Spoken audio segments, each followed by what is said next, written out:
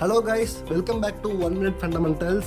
இப்போ 1 minute fundamentals 10 minutes fundamentals மாற போகுது. இந்த வீடியோல ITC கம்பெனியோட கம்ப்ளீட் ஃபண்டமெண்டல் அனலைசிஸை பார்க்க போறோம். ப்ரொமோட்டர் அனலைசிஸ்ல இருந்து company history, development, products and portfolio, ஃபைனலா balance sheet analysis with valuation. 100 rupeesல போயிட்டு இருந்த ITC இப்போ 450 rupeesல போயிட்டு இருக்கு. ஸ்டில் இந்த கம்பெனி அண்டர் வேல்யூடா அண்ட் கடைசியா இந்த கம்பெனியை ஒண்ணுமே நான் அக்குமுலேட் பண்ணிட்டு இருக்கேன், இன்னும் நான் இன்வெஸ்ட் பண்றேனாங்கிற மொத்த டீடைல்ஸையும் இந்த வீடியோல பார்க்கலாம். ஸோ ஃபர்ஸ்ட் ஐடிசின்னு சொன்னாலே இந்தியன் டொபாக்கோ கம்பெனி தான். ஸ்டில் டொபாக்கோ செக்டார்ல சிகரெட்ஸ்ல இவங்க தான் நம்பர் 1. இவங்களை பீட் பண்றதுக்கு யாருமே இல்லை. அண்ட் ஒரு கன்சிடரபிள் அமௌண்ட் ஆஃப் இன்கம் டொபாக்கோல இருந்து இவங்களுக்கு வந்துட்டு தான் இருக்கு. நெக்ஸ்ட் ஒரு 20-30 இயர்ஸ்க்கு அட்லீஸ்ட் சிகரெட்ஸை பேன் பண்ண முடியாது. மேபி சிகரெட்ஸ் வேணா எடுத்துட்டு வரலாம், இவங்க அதுக்கு அப்டேட் ஆகலாம். பட் அதை விட பெட்டரா இவங்க சிகரெட்ஸ்லேருந்து வரக்கூடிய ரெவென்யூவை கம்ப்ளீட்டா வேற செக்டாருக்கு டிரான்ஸ்ஃபர் பண்ணிட்டு இருக்காங்க. ஸோ அதுல ஒரு செக்டார் தான் FMCG. இந்த FMCGல இவங்களுக்கு இருக்கிற பிராண்ட் அண்ட் அதோட பிராண்ட் வேல்யூவை கம்ப்ளீட்டா பார்க்கலாம். ஸோ முதல்ல கோதுமாவு, அதாவது ஆட்டா செக்டார்ல வரும்போது ரெண்டு டியோபோலி தான் இருக்கு. ஒன்னு பில்ஸ்பரிஸ், இன்னொன்னு ஆசீர்வாத். அண்ட் ஆசீர்வாத் தான் செக்டார்ல நம்பர் 1ல இருக்காங்க. ஸோ மார்க்கெட் லீடரா இருக்காங்க. நெக்ஸ்ட் சிப்ஸ் செக்மெண்ட்ல வரும்போது லேஸ், குர்குரேக்கு அப்புறமா 3வது பொசிஷன்ல இருக்கிறது பிங்கோ. இந்த பிங்கோ கம்பெனியை இவங்க தான் ஓன் பண்றாங்க. நெக்ஸ்ட் பாத்ரூம் யூட்டிலிட்டி செக்டார்ல வரும்போது சேவ்லான்ங்கிற சோப் அண்ட் சானிடைசர் பிராண்டை இவங்க வச்சிருக்காங்க. அட் த சேம் டைம் விவல்ங்கிற ஒரு பிரீமியம் சோப் பிராண்டும் வச்சிருக்காங்க. So both customers, normal and cheap கஸ்டமர்ஸ்க்கு ஒரு பிராண்டும், பிரீமியம் கஸ்டமர்ஸ்க்கு விவல்ங்கிற ஒரு சோப் பிராண்டும் வச்சிருக்காங்க. அதே மாதிரி ஷவர் டு ஷவர்ங்கிற ஒரு பிரீமியம் பவுடர் பிராண்டும் இவங்க ரன் பண்ணிட்டு இருக்காங்க. நெக்ஸ்ட் நம்ம சாக்லேட் செக்டார்ல வரும்போது இவங்க சாக்லேட்டும் பண்றாங்க. கேண்டிமேன் கம்பெனியை ஓன் பண்றது இவங்க தான். அண்ட் ஒரு செமி சாக்லேட் கம் மாதிரியான ஜெல்லி மெல்ஸ்ங்கிற ப்ராடக்ட் பண்றது இவங்க தான். நெக்ஸ்ட் சென்டர் ஃப்ரெஷ்க்கு ஒரு செகண்ட் ஆல்டர்னேட்டிவா கம்மான்ங்கிற ஒரு ஸ்விங்கமையும் இவங்க பண்றாங்க. இவங்க கிச்சன் மசாலா செக்மெண்ட்ல வரும்போது ITC master chef and kitchens of இந்தியாங்கிற 2 நார்மல் அண்ட் பிரீமியம் பிராண்ட்ஸை இவங்க ஓன் பண்றாங்க. ஸ்பிரிச்சுவல் யூட்டிலிட்டி செக்டார்ல வரும்போது மங்கள்தீப் அகர்வத்தியோட பிராண்டிங் கம்ப்ளீட்டா இவங்களது தான். இவங்க தான் இந்த ப்ராடக்டோட மார்க்கெட் லீடராகவும் இருக்காங்க. நெக்ஸ்ட் பேப்பர் அண்ட் பிரிண்டிங் பிசினஸ்ல வரும்போது நியர்லி ஆக்டோகோர் pen and Classmate notebooks கம்ப்ளீட்டாக இவங்களது தான். கிளாஸ்மேட் இருக்கிற எல்லா ப்ராடக்ட்ஸுமே இவங்களது தான். இப்போ ஜாமெண்ட்ரி பாக்ஸ் வரைக்கும் கிளாஸ்மேட்ஸ் பண்ண ஆரம்பிச்சிட்டாங்க. ஸோ ஸ்டேஷனரி செக்மெண்ட்லையும் ITCயோட டெவலப்மெண்ட் ரொம்ப அதிகமாக இருக்குது கிளாஸ்மேட்டுங்கிற பிராண்டிங் மூலம். பீவரேஜஸ் செக்டாரில் பெப்சி கோக் மாதிரி இல்லாமல் ஸ்லைஸ், டிராபிகானா, மாசா மாதிரி பி நேச்சுரல்ங்கிற ஒரு ப்ராடக்டை இவங்க தான் ஓன் பண்ணுறாங்க. எங்கேஜுங்கிற டியோட்ரண்ட் கம்பெனியும் இவங்களது தான். அண்ட் நீம் ஆயில் நம்ம பாத்ரூம் யூட்டிலிட்டிஸ் யூஸ் பண்ணியிருப்போம், அதுவும் இவங்களது தான்.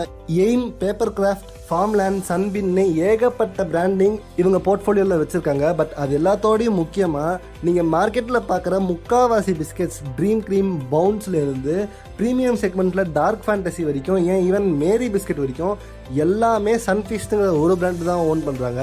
அந்த சன்ஃபீஸ்ட் பிராண்டையே இந்த ITC தான் ஓன் பண்ணுறாங்க. ஸோ கரண்ட் டைமில் இந்தியாவோட பிக்கஸ்ட் FMCG கம்பெனி எதுனா அது ITC. பட் இங்கே ஒரு பிளாட் ட்விஸ்ட் இருக்கு. இது FMCG கம்பெனி மட்டும் இல்லை, இந்த கம்பெனி கிட்ட 6க்கும் மேற்பட்ட பிஸ்னஸஸ் இருக்கு. ஸோ நெக்ஸ்ட் ஹோட்டல் செக்மெண்ட்ல போனோம்னா ITC கிராண்ட் சோலா ஹோட்டல் இவங்களோடது தான். இது ஒரு லக்ஸரி ஹோட்டல். அதாவது நம்ம டாட்டாவோட தாஜ் ஹோட்டலுக்கு காம்படிட்டராக இருக்கக்கூடிய ITC கிராண்ட் சோலா ஹோட்டல்ஸ் இந்த கம்பெனியோடது. இவங்க கிட்ட ஒரு பேப்பர் பிஸ்னஸ் இருக்கு. அந்த பேப்பர் பிஸ்னஸ் தவிர பேக்கேஜிங் பிஸ்னஸும் வச்சிருக்காங்க. ஸோ மற்ற கம்பெனிஸ்க்கு தேவையான ப்ராடக்ட்ஸை பேக்கேஜ் பண்ணி அனுப்புறதுக்கான மிஷின்ஸையும் இவங்க ஓன் பண்ணி அதுலேருந்து ஒரு இன்கம் ஜென்ரேட் பண்ணுறாங்க. ப்ளஸ் இவங்க கிட்ட ஒரு அக்ரிகல்ச்சரல் பிஸ்னஸும் இருக்கு. கரெக்டாக ரிவர்ஸ் இன்டகிரேஷன் பண்ணியிருக்காங்கன்னு சொல்லலாம். அதாவது FMCG செக்டருக்கு தேவைப்படக்கூடிய ரா மெட்டீரியல்ஸ், அக்ரிகல்ச்சரல் ப்ராடக்ட்ஸ், அந்த அக்ரிகல்ச்சரல் ப்ராடக்ட்ஸை இவங்களே டைரெக்டாக எடுத்துப்பாங்க. ஸோ மற்றவங்களை பிலீவ் பண்ணியிருக்க வேண்டிய அவசியம் இல்லை. அண்ட் ஃபைனலி இன்ஃபர்மேஷன் டெக்னாலஜிக்கு ITC இன்ஃபோடெக்னு ஒரு IT கம்பெனியுமே இவங்க ஓன் பண்ணுறாங்க. இவங்க எம்ப்ளாயீஸ்க்கு தேவையான IT சர்வீசஸை பண்ணுறதுக்கு இந்த கம்பெனியே ஒர்க் ஆகும். ஸோ கிட்டத்தட்ட இந்த கம்பெனி கிட்ட 6க்கும் மேற்பட்ட பிஸ்னஸஸ் இருக்குது. ஒன்றுக்கு ஒன்று ஈக்குவலாக தேவையான விஷயங்களை செஞ்சுக்கிறதுக்கு உதவி செய்யும். கிட்டத்தட்ட ஒரு செல்ஃப் சஸ்டைன்டு பிஸ்னஸ்னு சொல்லலாம். ஸோ இவங்க கிட்ட லக்ஸரி ப்ராடக்ட்ஸும் இருக்குது, நார்மல் ப்ராடக்ட்ஸும் இருக்குது, சீப் ப்ராடக்ட்ஸும் இருக்குது. எல்லா வகையான கஸ்டமர்ஸ்க்குமே தனித்தனி பிராண்டிங் கொடுத்து அந்தந்த பிராண்டிங்கில் இவங்க அந்த கஸ்டமர்ஸோட மார்க்கெட் பேஸை பிடிச்சி வச்சுருக்காங்க. ஸோ இவங்களோட பிராண்டிங் அண்ட் போர்ட்ஃபோலியோவே ரொம்ப பெருசாக இருக்குது. ஸோ இந்த பிராண்டுக்கு கிடைக்கிற வேல்யூவேஷன் என்ன அண்ட் ப்ரொமோட்டர் அனலைசிஸ் எல்லாத்தையும் இப்போ பார்க்க ஆரம்பிக்கலாம். ஸோ கம்பெனி ஹிஸ்ட்ரிக்கு வந்தோம்னா ஹரிதாஸ் முந்திராங்கிறவர் தான் ITCயை 1910 ஸ்டார்ட் பண்ணி வைக்கிறாரு. அவரை சக்சீட் பண்ணுற விதமாக சாஹூ ஜெயின்கிறவர் 1936 ITCயை டேக் ஓவர் பண்ணுறாரு. இவர் இந்த பிஸ்னஸை ஹோட்டல், பிரிண்டிங் அண்ட் அக்ரிகல்ச்சர் செக்டாரில் எடுத்துகிட்டு போகிறாரு. இதுக்கப்புறமா அஜித் மிர்ச்சாந்தனிங்கிற ஒருத்தர் 1954 ஃபுட் ப்ராசஸிங்க்கு முக்கியமாக இதை எடுத்துகிட்டு போகிறது இவர் தான். ஸோ இந்த கம்பெனி டொபாக்கோவை விட்டு வெளில வந்ததுக்கான காரணங்கள் என்னென்னா, மார்க்கெட்டில் இருக்கிற டொபாக்கோ செக்டர் 1910 ரொம்பவே எக்ஸ்போஸ்டாக இருந்துச்சு. அதிகமாக எக்ஸ்பெக்ட் பண்ணுறதுக்கான ஆப்பர்ச்சுனிட்டி இருந்ததுனால இவங்க இந்த கம்பெனியில் ஸ்டார்ட் பண்ணாங்க. ஸோ ஆஃப்டர் இண்டிபெண்டன்ஸ் ஹெல்த் ப்ராப்ளம்ஸ்னால இந்தியன் கவர்மெண்ட் இந்த கம்பெனிக்கு தடை விதிச்சிருக்காங்களோ நிறைய டவுட்ஸ் இருந்துச்சு. ஸோ அந்த காரணத்தினால இவங்க வெறும் டொபாக்கோவை பிலீவ் பண்ணாமல் மற்ற செக்டர்ஸில் வர ஆரம்பித்தாங்க. பட் ஃபைனலாக என்றைக்கு இவங்க எஃப்எம்சிஜி செக்டரில் வந்தாங்களோ அன்னிலேருந்து இவங்க க்ரோத்தோட ஆப்பர்ச்சுனிட்டி எக்ஸ்போனன்ஷியலாக வளர்ந்துருச்சு. ஸோ ஐடிசியோட கரண்ட் லீடர்ஷிப் அண்ட் மேனேஜ்மெண்ட்டை பார்க்குறப்ப சஞ்சீவ் பூரி வராரு, இவர் தான் சேர்மன் அண்ட் மேனேஜிங் டைரக்டராக இருக்காரு. நெக்ஸ்ட்டு சுப்ரதீம் தட்டா வராரு, இவர் சீஃப் ஃபினான்ஷியல் ஆஃபீஸராக ஐடிசி கம்பெனி தான் ஒர்க் பண்ணுறாரு. ஸோ ப்ரொமோட்டர் அனாலிசிஸை பொறுத்த வரைக்கும் இந்த கம்பெனியில் ஒரு முக்கியமான ப்ராப்ளம் இருக்குது. இந்த கம்பெனிக்குன்னு ப்ரொமோட்டர் கிடையாது. ப்ரொமோட்டர்ஸ் எல்லாமே ஜஸ்ட் இந்த கம்பெனி மேனேஜ்மெண்ட் மட்டும்தான். இது ஒரு professionally managed and run company. அதாவது மோஸ்ட் ஆஃப் த கம்பெனிஸில் 70 to 75% ஆஃப் ஹோல்டிங் ப்ரொமோட்டர் கிட்ட தான் இருக்கும். 25% ஹோல்டிங்கை தான் எஃப்ஐஐ, டிஐஏ அண்ட் பப்ளிக் வச்சுருப்பாங்க. ஸோ அந்த கம்பெனியோட வால்யூம் ஆஃப் ஷேர்ஸ் ரொம்பவே கம்மியாக இருக்கும். பட் இந்த கம்பெனி ஒரு ப்ரொஃபஷனலி ரன் கம்பெனிங்கிறதுனால வால்யூம் ஆஃப் ஷேர்ஸ் ரொம்ப அதிகமாக இருக்கிறது ஒரு முக்கியமான ரீசனாக இருக்குது. ஸோ ப்ரொமோட்டரே கிடையாது, பட் ஸ்டில் இந்த ப்ரொஃபஷனலி ரன் கம்பெனியை சஞ்சீவ் பூரி நல்லாவே மேனேஜ் பண்ணி எடுத்துகிட்டு போயிட்டு இருக்காரு. அடுத்ததான் இவங்களுடைய பிஸ்னஸ் மாடல். இவங்க ஒரு நல்ல டைவர்சிஃபைட் போர்ட்ஃபோலியோ வச்சுருக்காங்க. ஆல்ரெடி பார்த்த மாதிரி ஏகப்பட்ட ஸ்ட்ராங் பிராண்ட்ஸை இவங்க ஹோல்ட் பண்ணுறாங்க. நெக்ஸ்ட்டு இவங்க பேக்வர்ட் இன்டகிரேஷனும் கரெக்டாக பண்ணதுனால ஒரு செல்ஃப் சஸ்டெயின்டு பிஸ்னஸாக இவங்க நல்லாவே ஒர்க் பண்ணுறாங்க. ஸோ நெக்ஸ்ட் இந்த கம்பெனியோட பேலன்ஸ் ஷீட் அண்ட் வேல்யூவேஷனுக்கு மூவ் பண்ணலாம். ஹோல்டிங் பேட்டர்னை பார்க்கும்போது இந்தியன் கவர்மெண்ட் 8.7% ஹோல்டிங் வச்சுருக்காங்க.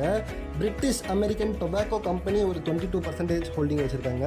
And rest of the people 68% holding வச்சுருக்காங்க.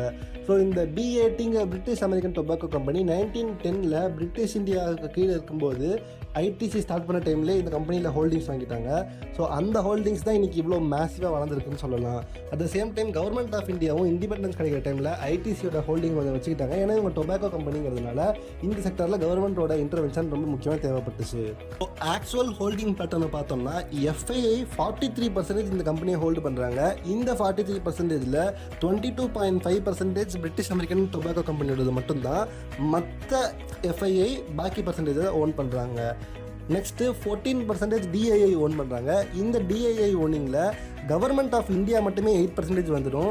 ரெஸ்ட் ஆஃப் த பர்சன்டேஜை mutual fund and ETFs companies own பண்ணுறாங்க. அடுத்ததான் நியர்லி 20% ஆஃப் ஷேர்ஸ் பப்ளிக் கிட்ட மட்டுமே இருக்குது.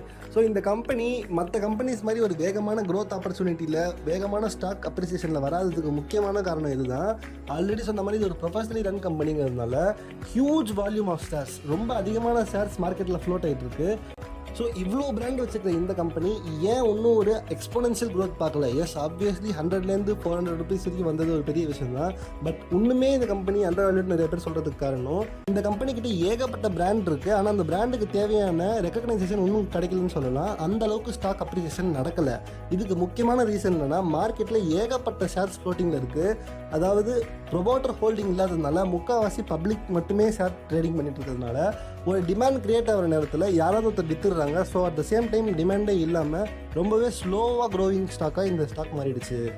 ஸோ ஐடிசி கம்பெனி நீங்கள் வாங்கினீங்கன்னா ஜஸ்ட் லைக் தட் மற்ற ஸ்டாக் மாதிரி அவ்வளோ ஈஸியாக மேலே போக நம்ம எதிர்பார்க்க முடியாது. எஸ், அந்த கம்பெனி ஒன்றுமே அண்டர் வேல்யூட் தான். பட் இந்த கம்பெனி மேலே போகாமல் இருக்கிறதுக்கு ஒரு முக்கியமான காரணம் ஷேர் ஹோல்டிங் பேட்டர்ன் தான். இங்கே இருக்கிற வால்யூம் ஆஃப் ஷேர்ஸ் ரொம்ப அதிகமாக இருக்கிறதுனால அவ்வளோ ஈஸியாக டிமாண்ட் கிரியேட் பண்ண விட மாட்டேங்குது. ஸோ நெக்ஸ்ட்டு வேல்யூவேஷனுக்கு வந்துடலாம். ப்ரைஸ் டு ஈக்விட்டி ரேஷியோ பார்த்தோம்னா 28 to 30 times தான் இருக்குது. இது ரொம்பவே கம்மி. ஏன்னா இதுக்கு ஆப்போனண்ட்டாக இருக்கக்கூடிய ஹெச்யூஎல்லாக இருக்கட்டும் இல்லை நெஸ்லேவாக இருக்கட்டும் 60 and 80 times earningsல இருக்காங்க. இவங்க வெறும் 28 to 30 times earningsல இருக்காங்கிறது பாதிக்கு பாதி விலையில் கிடைக்கிற மாதிரி. ஸோ வேல்யூவேஷன் படி இந்த கம்பெனி ரொம்பவே சீப்பான ஸ்டாக். ப்ரைஸ் டு புக்கை இந்த மாதிரி ஒரு கம்பெனிக்கு பார்க்க முடியாது, இது ஒரு ஃபைனான்ஸ் கம்பெனி இல்லை. But still price to book வழியாக நீங்கள் பார்த்தாலுமே ஹெச்யூஎல் நெஸ்லேவோட இந்த கம்பெனியோட ப்ரைஸ் டு புக் கம்மியாக தான் இருக்குது. Next price to sales ratio, இது ரொம்ப முக்கியம். ப்ரைஸ் டு சேல்ஸ் ரேஷியோ 8.7 இருக்குது. எஃப்எம்சிஜி மாதிரி கம்பெனிக்கு ப்ரைஸ் டு சேல்ஸ் ரேஷியோ ரொம்பவே இம்பார்ட்டன்ட். ஏன்னா இவங்களுடைய பிராண்ட் நிறைய சேல்ஸ் ஆகிறது தான் இருக்குது. ஸோ சேல்ஸ் படி பார்க்கும்போது மற்ற எஃப்எம்சிஜி கம்பெனிஸோட இவங்களோட ப்ரைஸ் டு சேல்ஸ் ரேஷியோ ரொம்பவே கம்மியாக இருக்குது. ஸோ இவங்க ஜென்ரேட் பண்ணுற ரெவன்யூவை விட கம்மியான ரேட்டில் தான் இந்த கம்பெனியோட வேல்யூவேஷனே ஷேர் மார்க்கெட்டில் இருக்குதுன்னு சொல்லலாம். 48% ரிட்டர்ன் ஆன் கேபிட்டல் எம்ப்ளாய்டு வச்சிருக்காங்க, 29% ரிட்டர்ன் ஆன் ஈக்விட்டி வச்சிருக்காங்க, அண்ட் 3.5% டிவிடெண்ட் ஈல்டு வச்சிருக்காங்க. இது ஒரு நல்ல டிவிடெண்ட் ஸ்டாக், ஆல்ரெடி எல்லாருக்குமே நல்லா தெரிஞ்சது தான். ஸோ ROE அண்ட் ROCE ரேட்ஸை பார்க்கும்போது நாட் பேட், மற்ற கம்பெனிஸோட பெட்டராக தான் இருக்குன்னு சொல்லலாம். அடுத்ததாக இவங்க ஆல்மோஸ்ட் டெப்ட் ஃப்ரீ கம்பெனின்னு சொல்லலாம். எந்த இடத்துலையுமே பெரிய டெப்ட் தெரியல இவங்களுக்கு. இவங்களுடைய ரிசர்வ்ஸ் எவ்வளோ இருக்குன்னு பார்க்கலாம். இவங்க கீழே ரிசர்வாக சொல்லிட்டு 67,000 crores வந்து இவங்க ரிசர்வ்ஸாக வச்சுருக்காங்க. இப்போ பாரோயிங்ஸ் பார்த்தீங்கன்னா 284 crores வச்சுருக்காங்க. அதாவது யோசிச்சு பாருங்க, உங்கள் பேங்க் அக்கௌண்ட்டில் 67,000 ரூபாய் இருக்குது, ஆனால் 285 ரூபாய் யாராவது ஒருத்தர் கடன் வச்சுருக்கீங்கன்னா ஜஸ்ட் 5 minutesல பேங்க் அக்கௌண்ட்டில் எடுத்து கொடுத்துடலாம். அந்த அளவுக்கு தான் இந்த பாரோயிங்ஸுமே இவங்க வச்சுருக்கிறது டேக்ஸ் பர்பஸஸ்க்காக வச்சுருப்பாங்க. பட் ஆப்வியஸாக இந்த கம்பெனியோட ரிசர்வ்ஸை பார்க்கும்போது நியர்லி அவங்களுடைய மார்க்கெட் கேப்பில் 10% ரிசர்வாக மட்டுமே வச்சுருக்காங்க, 10%க்கு அதிகமாகவே ரிசர்வ் வச்சுருக்காங்க. ஸோ இந்த கம்பெனி கரண்ட் சுச்சுவேஷனில் பேங்க்ரப்ட் ஆகிறதுக்கு சான்ஸே கிடையாது. ஸோ இவங்ககிட்ட இருக்கிற அசட்ஸ் எல்லாமே பார்த்தீங்கன்னாலுமே ஆப்வியஸாக ஒரு ஹையர் வேல்யூவேஷனுக்கு இருக்க வேண்டியது, பட் அண்டர்வேல்யூடாக லோவர் வேல்யூவேஷனுக்கு போயிட்டு இருக்குங்கிறது நமக்கு கிளியராக காமிக்குது.